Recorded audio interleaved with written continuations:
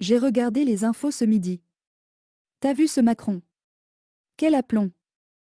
Il a vraiment de l'audace. Il se moque ouvertement des gens.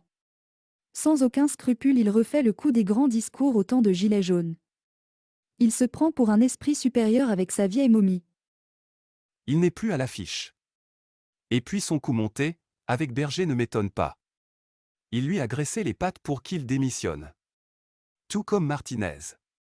C'est facile après de dire que le bras de fer est rompu. Avec les félicitations de Véran et de Darmanin. C'est vraiment des corrompus. C'est la mafia en France, il faut vraiment revoir tout ça. On manque de prison pour cela. En tout cas, sa réforme des retraites est passée en force et il s'apprête à tout passer comme ça. Il est très virulent dans son acharnement radical. Aucun respect ni pudeur, ni aucune humanité. C'est une machine à détruire les gens pauvres et à pérenniser l'inégalité et de dépouiller les richesses de la France, qui sont encore un peu reconnues à notre époque. Le reste est détruit. Quant au chômage, grâce aux agences intérim, la France fait du yo-yo en baisse. Nous sommes dans une inflation implacable, et cette équipe de la Renaissance ne fait rien. Rien pour calmer le jeu de tous ces voleurs d'exportateurs, de fruits, légumes, viande et alimentaires. La malbouffe, avant c'était anglophone, maintenant nous y sommes aussi. Depuis qu'on nous importe des merdes de partout. Imbouffables pour la moitié des aliments. Un pays de cochons. Voilà. Ce qu'on a fait de la France. Le terroir culinaire du passé.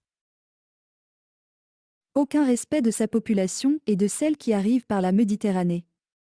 Nous avons déjà un gros plein de clochards clandestins qui vivent comme des va-nu-pieds sur les trottoirs en France, mais pour Macron, ils sont une chance pour la France. Dans quel sens? De les voir malheureux dans des toiles de camping été comme hiver. Macron? C'est un pervers. Il aime voir souffrir les autres. Et ne les écoute pas.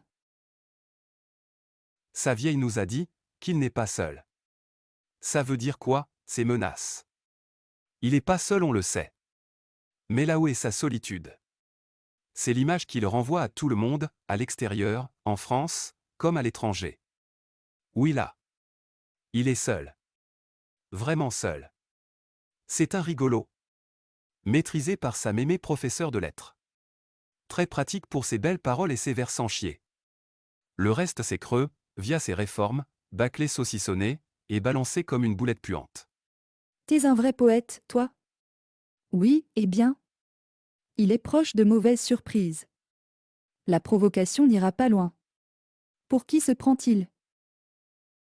Qu'il retourne à l'école. Il manque de civisme. C'est un art d'être apprécié par son peuple. Le contraire est une délation.